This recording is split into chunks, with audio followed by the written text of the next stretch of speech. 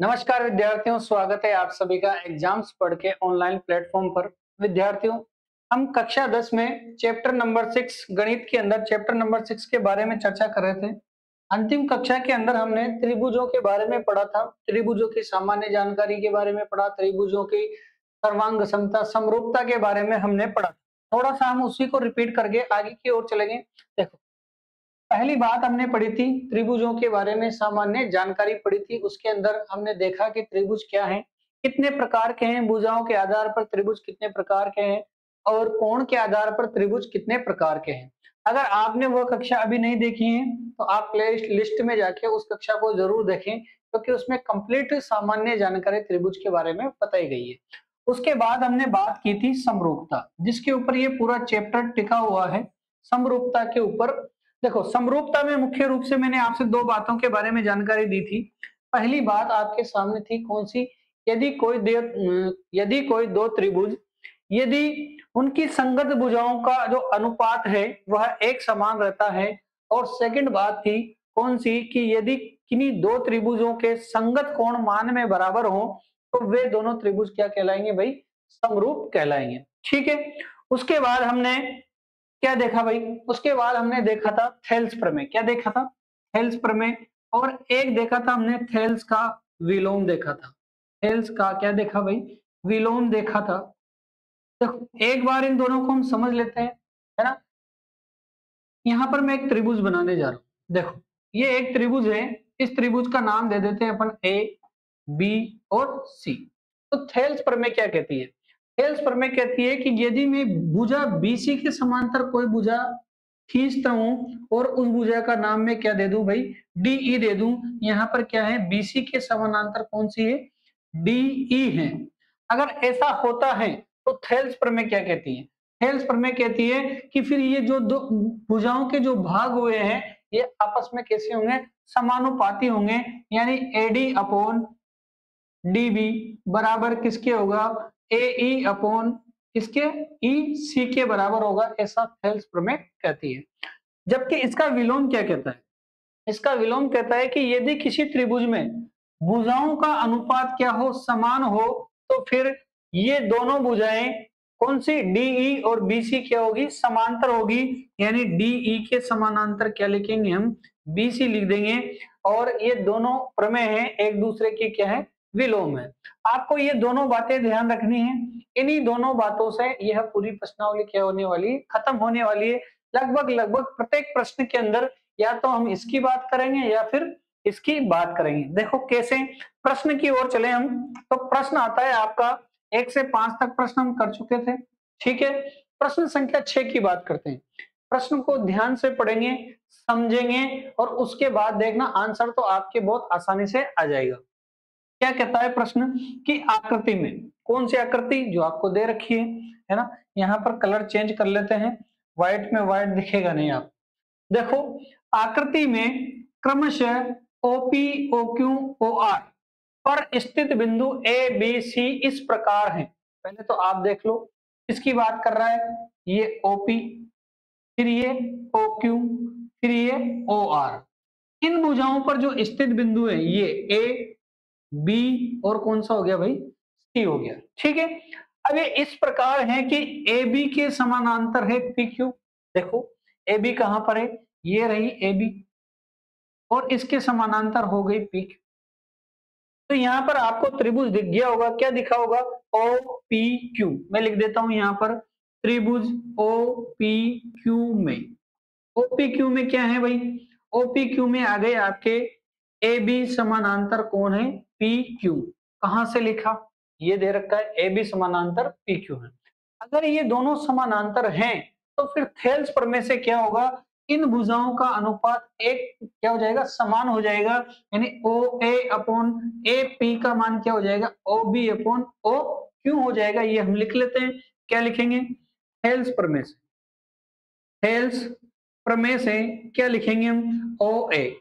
देखो, ओ ए अपॉन क्या हो जाएगा? A P. ये हो गया ए पी बराबर हो जाएगा ओ बी बटे क्या हो जाएगा? बी क्यू हो जाएगा। आगे बात समझ में। नंबर सेकंड बात क्या कहता है? कि एसी समानांतर है पी आर के। AC समानांतर है PR के। देखो AC कहां पर है भाई, ये रही आपकी AC और ये रही आपकी PR, ठीक है। ये दोनों भुजाएं क्या है भाई, समानांतर है। तो अब त्रिभुज आपको कौन सा वाला देखना है, ये वाला देखो, दिख रहा है आपको कौन सा त्रिभुज हो गया ये, O P और R। मैं लिख देता हूं यहां पर त्रिभुज OPR में, OPR में क्या है भाई कि AC समानांतर है PR के, AC समानांतर है PR के इस वाले त्रिभुज के अंदर, है ना। थोड़ा सा इसका और कलर चेंज कर देते हैं ताकि आपको अच्छे से दिखे। देखो मैं इस त्रिभुज की बात कर रहा हूं, ठीक है। कौन सा त्रिभुज हो गया ये, OPR हो गया, और इसमें भुजा कौन सी, AC और कौन सी PR क्या है, समानांतर है। ये दोनों भुजाएं समानांतर हैं, तो फिर इस भुजा और इस भुजा का अनुपात इस भुजा और इस भुजा के अनुपात के बराबर होगा, ऐसा थेल्स प्रमेय कहती है। यानी हम यहाँ पर लिख देंगे क्या कि थेल्स प्रमेय से अगर ये दोनों समानांतर हैं तो फिर थेल्स प्रमेय से हम क्या कह सकते हैं कि OC बटे CR, OC बटे CR बराबर क्या हो जाएगा भाई, OA बटे PA हो जाएगा। OA बटे क्या हो जाएगा भाई, PA या AP, जो भी आप लिखना चाहें। ये दोनों क्या हो जाएंगे भाई, बराबर हो जाएंगे। ये नंबर 2 हो गया। अब प्रश्न में पूछा क्या आपसे कि दर्शाइए क्या कि BC समानांतर QR है, क्या है, BC समानांतर QR है। तो देखो अगर इसको मैं समीकरण नंबर 1 मान लूं, इसको समीकरण नंबर 2 मान लूं और दोनों की तुलना करोगे आप, तो देखो OA अपॉन AP और OA अपॉन PA, मतलब ये भी AP ही है। तो ये दोनों मान आपस में बराबर हैं, तो फिर ये दोनों मान क्या होंगे भाई, ये भी आपस में बराबर होंगे कि नहीं होंगे, जरूर होंगे। यानी हम यहाँ पर लिख देंगे क्या, इक्वेशन 1 व 2 से, 1 व 2 से क्या लिखूंगा मैं कि OC बटे CR बराबर क्या हो जाता है अपने OB बटे BQ हो जाता है। इसको समीकरण नंबर 3 में बोल देता हूं। OC बटे CR देखो कहां पर है भाई, OC बटे CR, वापस से कलर चेंज करें अपन, ठीक है। OC बटे CR कहां पर है OC, ये रही OC, OC बटे CR यानी ये भुजा हो गई। फिर देखो क्या है, OB बटे BQ कहां पर है, ये रही OB बटे BQ, यानी अब त्रिभुज बन गया आपका क्या, OQR। और इसके अंदर क्या हो रहा है, इन भुजाओं का अनुपात, इन दोनों भुजाओं का अनुपात इन दोनों भुजाओं के अनुपात के बराबर है। तो फिर थेल्स प्रमेय का विलोम क्या कहेगा कि ये जो भुजा BC है वो QR के क्या हो जाएगी, समानुपाती हो जाएगी, ऐसा थेल्स प्रमेय का विलोम कहता है। यानी यहां पर मैं लिखूंगा समीकरण 3 से, समीकरण 3 से त्रिभुज कौन सा हो गया, OQR, त्रिभुज OQR में क्या लिखेंगे, थेल्स प्रमेय के विलोम से, विलोम से क्या लिख सकते हैं अपन, थेल्स प्रमेय के विलोम से क्या लिख सकते हैं कि BC समानांतर होगी किसके, QR के होगी। यानी यहां पर हो जाएगा आपका BC समानांतर क्या हो जाएगा, QR हो जाएगा। और यही तो आपसे पूछा था, BC समानांतर QR, और ये क्या हो गया आपका आंसर हो गया। ठीक है, बढ़िया है, चीजें समझ में आ गई होगी।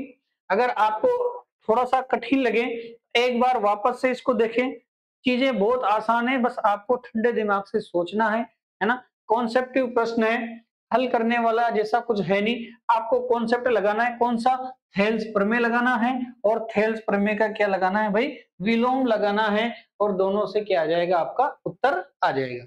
नेक्स्ट प्रश्न की हम बात करें तो देखो नेक्स्ट प्रश्न क्या कहता है, प्रश्न संख्या 7, प्रमेय 6.1 का प्रयोग करते हुए सिद्ध कीजिए। 6.1 कौन सी प्रमेय आपकी, थेल्स वाली प्रमेय, कौन सी है, थेल्स प्रमेय। और 6.2 कौन सी थी, थेल्स का विलोम, उल्टा वाला। तो देखो इसका प्रयोग करते हुए एक त्रिभुज की एक भुजा के मध्य बिंदु से होकर, देखो जैसा जैसा प्रश्न कहता है हम वैसा वैसा करते जाते हैं। देखो सबसे पहले क्या बनाते हैं, एक त्रिभुज बना लेते हैं। देखो ये त्रिभुज हो गया, यहाँ पर इस त्रिभुज का अपन कलर चेंज कर देते हैं और ये हो जाएगा व्हाइट कलर। ठीक है, अब आगे बात करें, क्या कह रहा है कि एक त्रिभुज की एक भुजा, पहले इसका नाम दे दें, क्या नाम हो जाएगा, ए बी और सी नाम हो गया। अब एक त्रिभुज की एक भुजा के मध्य बिंदु से होकर, यानी आपको त्रिभुज की एक भुजा कोई सी भी ले लो, ए बी ले ली और इसका मध्य बिंदु ले लिया मैंने, डी ले लिया। साहब क्या ले लिया, डी ले लिया। इसके मध्य बिंदु से होकर दूसरी भुजा के समानांतर खींची गई, यानी कि मैं बीसी के समानांतर एक रेखा खींच देता हूं। ये रेखा कैसी है, ये जो रेखा खींची मैंने, ये किसके समानांतर है, बीसी के समानांतर है। देखो, दूसरी भुजा के समानांतर खींची गई रेखा तीसरी भुजा को यानी एसी को समद्विभाजित करती है। क्या करती है, समद्विभाजित करती है। अगर मैं बिंदु ई मान लू इसको, तो देखो प्रश्न आप समझ गए होंगे, एक त्रिभुज है ए बी सी है, उसमें किसी एक भुजा के मध्य बिंदु डी से दूसरी भुजा बीसी के समांतर कोई रेखा खींचे तो क्या वह तीसरी भुजा को समद्विभाजित करती है। आपको यह सिद्ध करना है। यानी सबसे पहली बात, दिया क्या है, दिया क्या है आपको, दिया है त्रिभुज ए बी सी। ठीक है, फिर क्या दिया है, सेकंड बात डी है ना, ये डी किसका, ए बी का मध्य बिंदु है, ए बी का मध्य बिंदु है। आगे बात समझ में। फिर देखो और क्या कहा आपसे, और आपसे कहा कि डीई है ना, डीई, ये डीई समानांतर है भाई किससे, बी सी के समानांतर है। और कितनी बात हो गई, एक हो गया, दो हो गया, और तीन चीजें आपको दे रखी है। सिद्ध क्या करना है, सिद्ध करना है, देखो सिद्ध करना है, क्या करना है कि जो ई है ना, ई, ये ई किसका, एसी का मध्य बिंदु है, एसी का मध्य बिंदु है, ये आपको सिद्ध करना है। ठीक है, आगे बढ़े, हल करते हैं। देखो, अब देखो त्रिभुज एबीसी में सबसे पहले किसकी बात करेंगे, त्रिभुज ए बी सी में क्या है भाई कि डीई, डीई समानांतर है बीसी के। तो फिर क्या कहेंगे हम, थेल्स प्रमेय से, थेल्स प्रमेय से क्या कह सकते हैं, थेल्स प्रमेय से कह सकते हैं कि एडी अपॉन डीबी का मान ए ई अपॉन ईसी के होगा। यानी ये हो गया एडी अपॉन क्या हो गया भाई, डीबी, बराबर हो गया, किसके बराबर हो गया, ये हो गया बराबर ए ई अपॉन ईसी, ए ई अपॉन ईसी हो गया। ठीक है, अब सेकंड बात करते हैं अपन कि साहब ये ई है ना, ई, ये एसी का मध्य बिंदु है।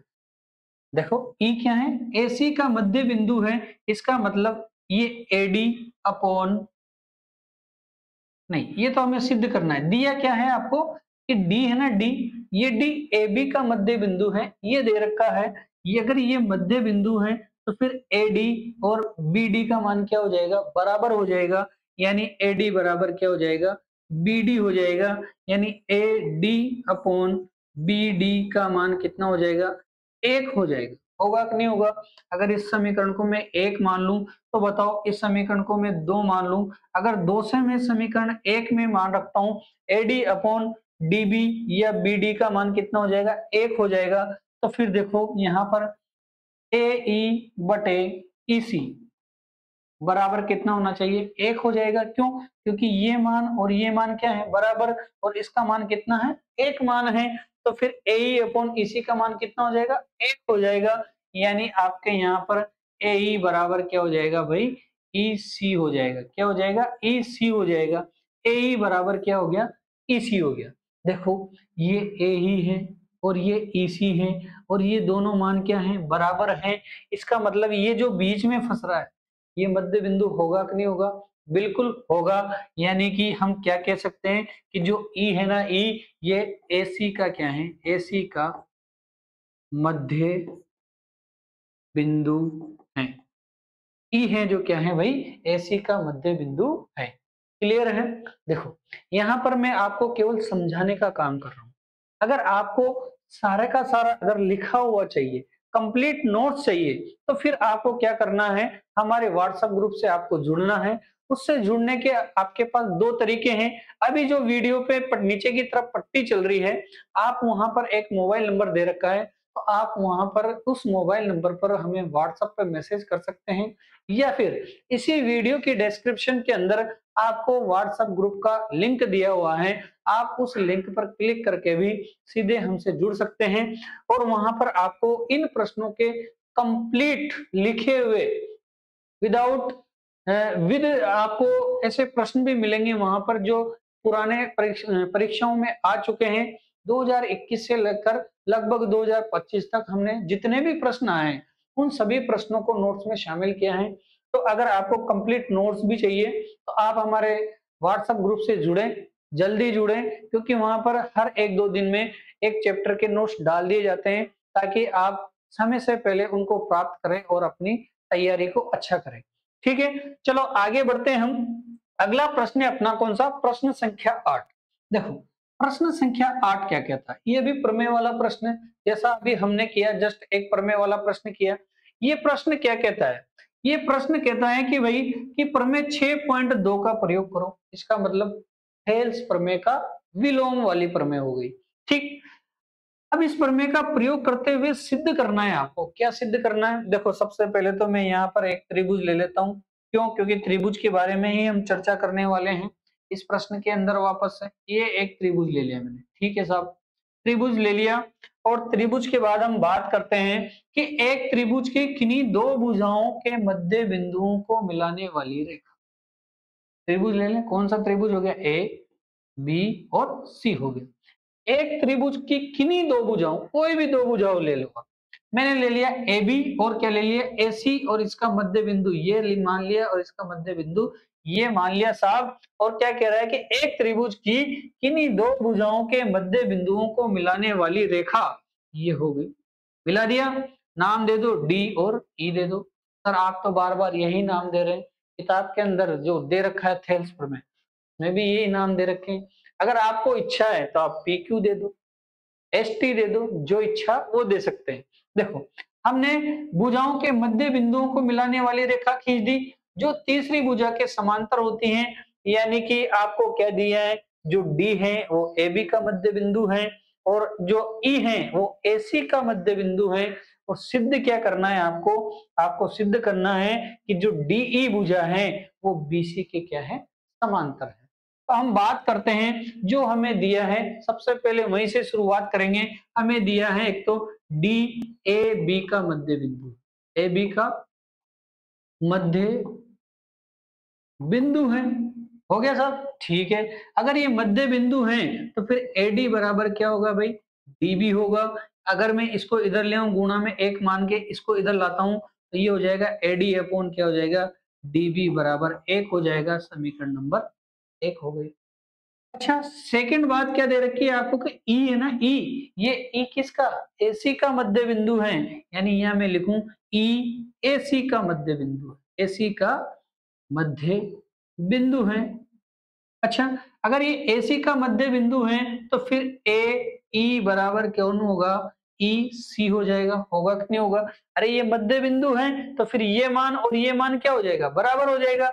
ये मध्य बिंदु है तो इधर ये मान और ये मान क्या हो जाएगा भाई, बराबर हो जाएगा। अगर इसके गुणा में एक मान के इसको इधर लाऊं तो ये हो जाएगा ए ई अपॉन ई सी बराबर क्या हो जाएगा, 1 हो जाएगा। ये समीकरण नंबर 2 हो गई, करेक्ट है।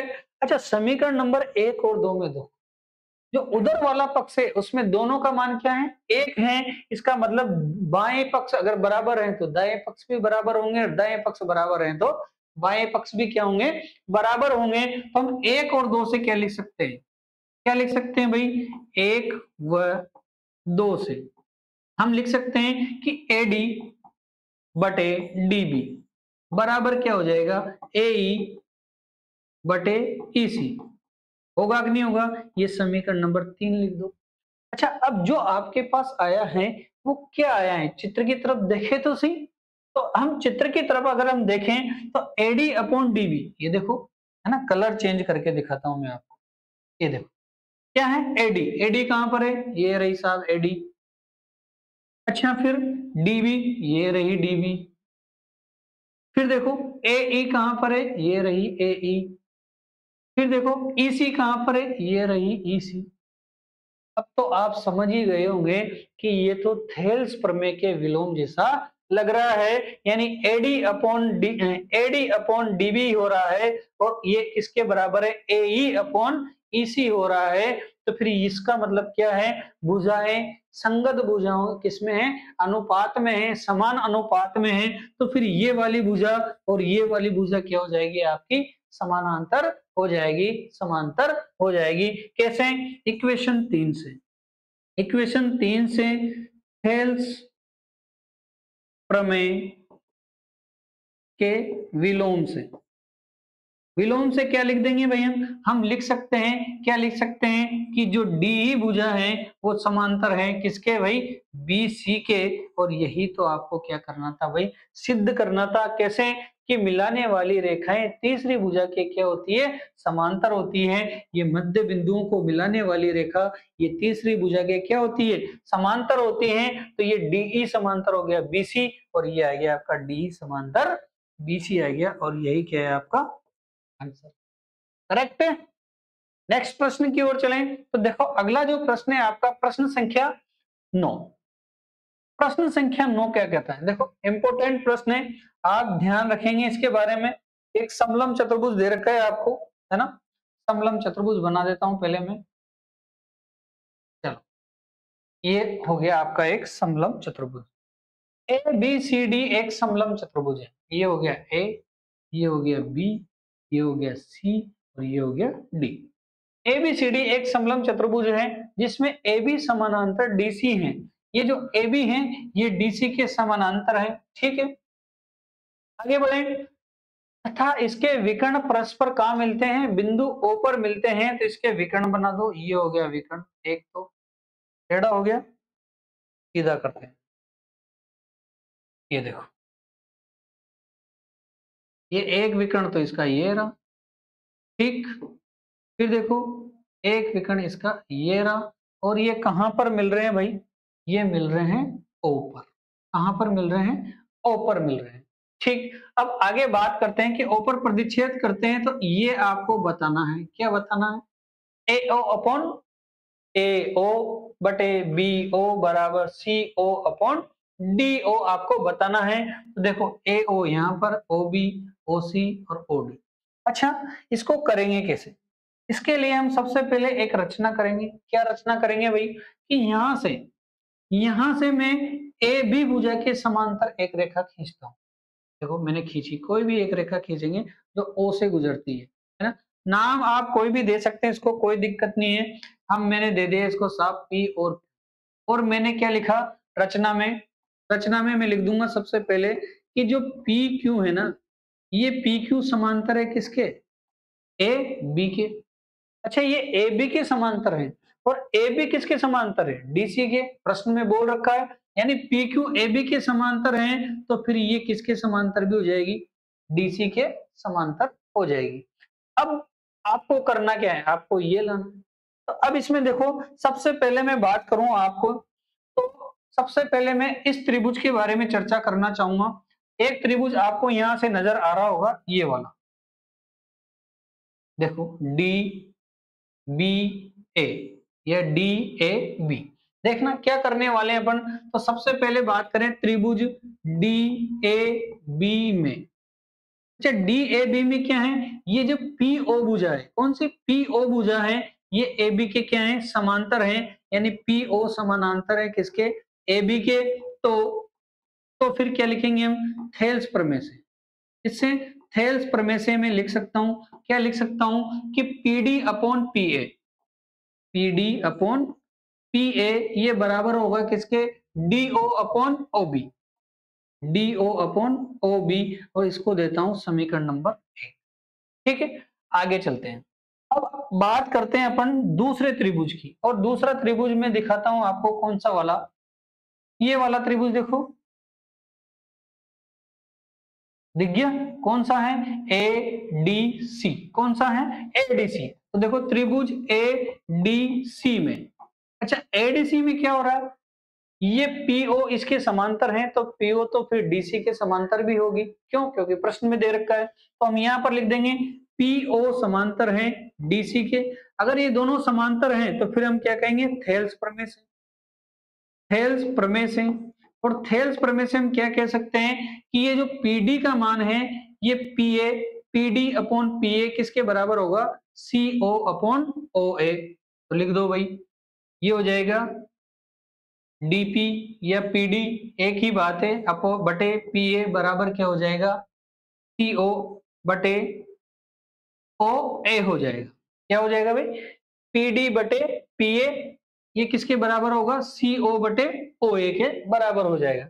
ये हो गए आपके समीकरण नंबर 2। अच्छा, एक और दो में कुछ कॉमन नजर आ रहा है क्या आपको, देखो अगर नजर आ रहा हो तो देखो, ये पीडी और ये डीपी एक ही बात है, ये पीए और ये पीए, यानी ये वाला भाग और ये वाला भाग क्या है आपका, बराबर है।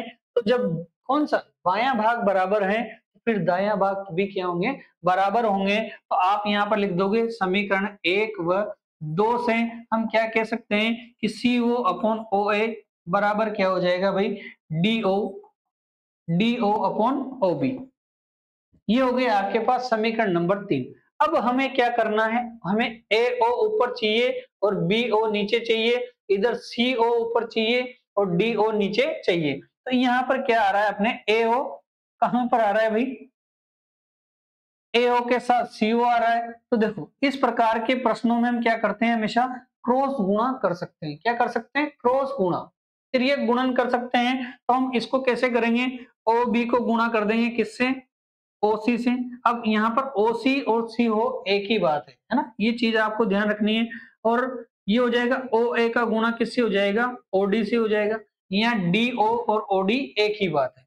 अब देखो आपको चाहिए क्या, एओ के बटे में बीओ चाहिए। मुझे एओ के बटे में बीओ चाहिए तो मैं बीओ को इधर भेजता हूं। तो इधर क्या बचा, ओसी बराबर ओ ए अपॉन ओ बी हो गया। क्या बचा इधर ओडी, ओडी को मैं इधर भेजूंगा तो ये भाग में आ जाएगा, तो ये क्या हो गया, ओडी हो गया। यानी आपका बन गया ए ओ बटे ओ बी बराबर क्या हो जाएगा, ओ सी बटे ओडी। और यही तो आपको क्या करना था भाई, आंसर यही तो था आपका। तो यहाँ पर आपका क्या आ गया, फाइनल आंसर आ गया क्या, ओ ए अपॉन ओ बी बराबर क्या हो गया, ओ सी अपॉन ओ डी हो गया। और यह क्या हो गया आपका इति सिद्ध। नेक्स्ट प्रश्न की बात करें, और नेक्स्ट प्रश्न इस प्रश्नमाला का अंतिम प्रश्न है। वापस से एक चतुर्भुज के बारे में चर्चा करिए। एक चतुर्भुज है, ए बी सी डी के विकर्ण परस्पर बिंदु ओ पर मिलते हैं और इस प्रकार प्रतिच्छेद करते हैं कि ये बराबर हैं। पहले हमने ये निकाला था, अब ये आपको दे रखा है और दर्शाना है क्या कि यह एक समलंब चतुर्भुज है। पहले देखो समलंब चतुर्भुज दे रखा था, ये निकाला था, अब ये दे रखा है, वो समलंब चतुर्भुज बताना है। तो हम सबसे पहले क्या करेंगे, समलंब चतुर्भुज का ही चित्र ले लें, क्योंकि वही तो सिद्ध करना है आप। तो यहाँ पर मैं बना लेता हूं एक समलंब चतुर्भुज। ठीक है, सबसे पहले समलंब चतुर्भुज बनाते हैं, फिर इसके क्या बना लेते हैं, विकर्ण, क्योंकि ये आना ही है। ये हो गया इसका विकर्ण, ये हो गया इसका दूसरा विकर्ण। फिर से रचना भी कर ही लेते हैं साथ में, ताकि लिखने का काम रहेगा। ये हो गई रचना। अब देखो करना क्या है, समलंब चतुर्भुज है आपके पास, ए बी सी और डी, इसके विकर्ण ओ पर मिलते हैं और एक रेखा हम खींचेंगे, कौन सी वाली, जो ए बी के समानांतर है। देखो प्रश्न को पढ़ते हैं वापस से दोबारा और शुरू से शुरू करते हैं। एक चतुर्भुज ए बी सी डी, ये हो गया ए बी सी डी। अब समलंब है या नहीं है मुझे पता नहीं है, हमने तो अभी बना लिया, लेकिन हमको पता है क्योंकि ये सिद्ध करना है तो होगा ही होगा। लेकिन अगर आप कच्चा चित्र बनाए तो जरूरी नहीं है कि आप सबसे पहले ही समलंब चतुर्भुज बनाएं। एक चतुर्भुज बना ले, कोई सा भी, ए बी सी डी बना लिया साहब। इसके विकर्ण परस्पर ओ बिंदु पर मिलते हैं, मिला दिए, और इस प्रकार प्रतिच्छेद करते हैं कि ओ ए बटे ओ बी, ओ ए बटे ओ बी और ओ सी ओ बटे डी ओ बराबर हैं। तो आपको समलंब चतुर्भुज बताना है, यानी आपका उद्देश्य होना चाहिए कि मुझे डीसी समानांतर ए बी करना है। समलंब चतुर्भुज कौन होता है, ऐसा चतुर्भुज जिसमें भुजाओं का एक जोड़ा क्या हो, समांतर हो। तो मुझे डीसी के समांतर कौन बतानी है, ए बी बतानी है, और मेरा काम क्या हो जाएगा, बन जाएगा।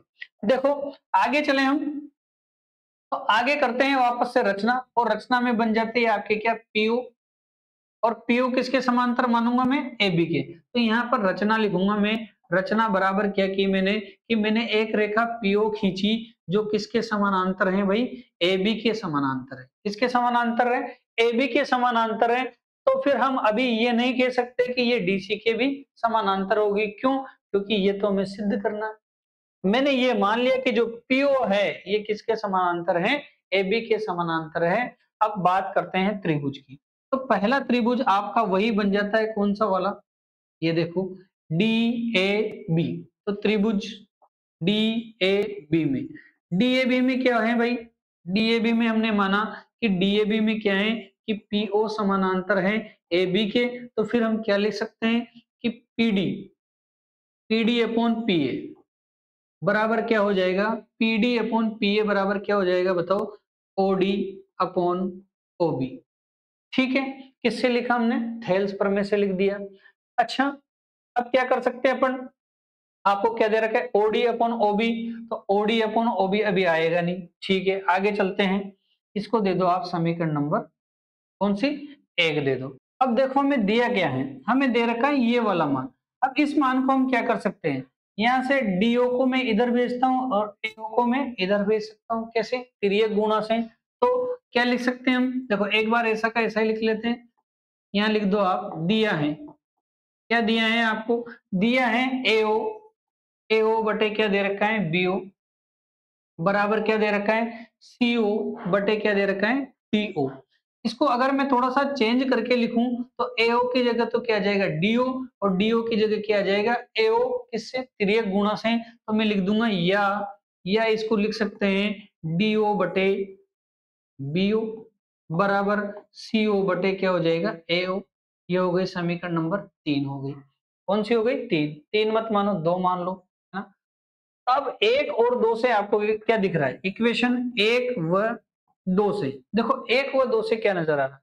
यहाँ PD अपॉन PA और OD अपॉन OB। यहाँ OD अपॉन BO, ये OD अपॉन BO। इसमें एक मान तो बराबर है, तो फिर संभवतः दूसरा मान भी क्या होगा? बराबर होगा। यानी आप लिख सकते हैं CO अपॉन AO का मान कितना हो जाएगा? PD अपॉन PA हो जाएगा। और ये हो गई आपकी समीकरण नंबर 3। आगे बात समझ में? अब देखो ये मान कहाँ नजर आ रहे हैं? चित्र के अंदर देखो, CO और AO। कहाँ है CO? ये रहा CO। कलर चेंज कर देते हैं इसका। ये रहा CO। ठीक, फिर ये AO हो गया साहब। फिर देखो क्या है? PD, ये रहा PD। और फिर क्या है? PA, ये रहा PA। यानी इस भुजा और इस भुजा का जो अनुपात है वो इस भुजा और इस भुजा के अनुपात के बराबर है। इसका मतलब तो फिर क्या? थेल्स प्रमेय के विलोम से हम कह सकते हैं कि PO समानांतर है किसके? DC के। तो हम यहाँ लिख सकते हैं, क्या लिखेंगे भाई? इक्वेशन 3 से, इक्वेशन 3 से, इक्वेशन 3 से किसमें? त्रिभुज, कौन सा त्रिभुज है ये? DAC, त्रिभुज DAC में क्या कहेंगे हम? हम कह सकते हैं कि जो है ना इक्वेशन 3 से कि PO समानांतर क्या है? DC।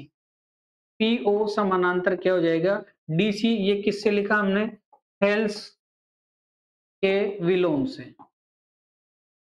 विलोम से। आगे बात समझ में? अच्छा, अब इसको देखो, फिर इसको देखो कहाँ गया हो? इसको देखो, PO समानांतर है AB के और PO समानांतर है DC के। देखो ऐसे लिख सकते हैं, PO समानांतर है DC तथा PO समानांतर है AB के। कौन सा है? AB नहीं, हाँ AB है। तो हम कह सकते हैं, हम कह सकते हैं, क्या कह सकते हैं कि जो AB है, AB समानांतर है किसके? DC के। अगर ये दोनों भुजाएं समानांतर हैं तो हम क्या कह सकते हैं कि ABCD एक समलंब चतुर्भुज है।